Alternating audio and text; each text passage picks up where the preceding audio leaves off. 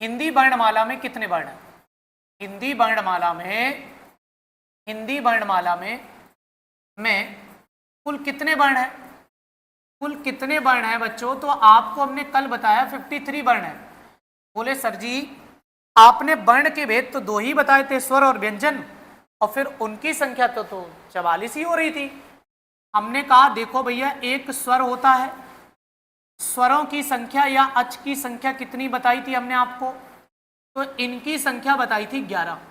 स्वर कितने होते हैं? 11। अगर आपसे ये पूछे कि व्यंजन की संख्या कितनी होती है, व्यंजन बोले या हल बोले, इनकी संख्या बच्चों होती है कितनी? 33।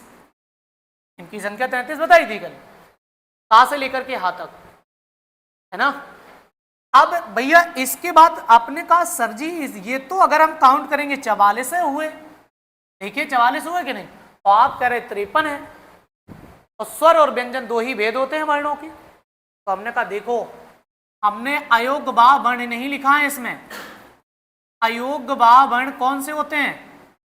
अयोग्यबा वर्ण उसे कहते हैं जो अंग और हा होते हैं। बताया था अभी कि ना ये स्वर में काउंट किए जाते हैं ना व्यंजन में काउंट किए जाते हैं, ये कहीं नहीं लिखा है। इसके बाद आपने एक चीज और देखी होगी जिसे कहते हैं उच्छिप्त या द्विगुण व्यंजन। उच्छिप्त या द्विगुण व्यंजन के नाम से, तो याद रखो ये उच्छिप्त या द्विगुण व्यंजन के नाम से जो जाना जाता है, इनकी संख्या भी कितनी होती है भैया? याद रखो 2 बताई थी अभी, एक डा के नीचे नुक्ता लगा था और डा के नीचे नुक्ता लगा था। ये 2 हमने आपको ऐसे बताए थे, बताया था कि नहीं? अब इसके आगे की कहानी और सुनो ध्यान से। अगर अब हम और पहुंचेंगे आगे, उच्छिप्त या द्विगुण हो गए। अब एक अभी हमने संयुक्त व्यंजन नहीं लिखा है आपको। संयुक्त व्यंजन जो होते हैं इनकी संख्या हमने आपको 4 बताई बच्चों। कितनी बचाई? 4। अब आप देख लीजिए कि 44 और 8 कितने हो गए? 52। एक और हमने बताया जिसे कहते हैं विशिष्ट व्यंजन, बताया था जो नया जोड़ा गया है, कहते हैं विशिष्ट व्यंजन। ये आपका जो होता है एक नया वर्ण है जो जोड़ा गया है, और ये आपका एक होता है।